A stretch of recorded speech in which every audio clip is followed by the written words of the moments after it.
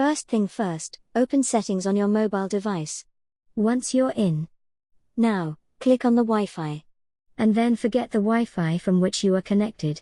Once you're done, then reconnect to your Wi-Fi. After that, go back and scroll down and click on the General. And then scroll down and click on the iPhone storage. Now, find Instagram in the list. When you find it, click on it.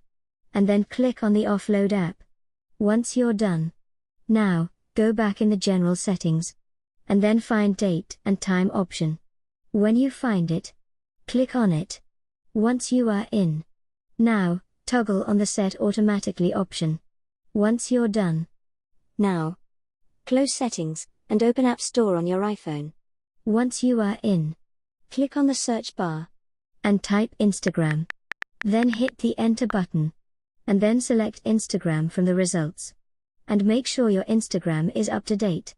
If you see a Update button, click on it, so that you can use the latest version of Instagram. And that's how you can fix Could Not Refresh Feed on iPhone problem.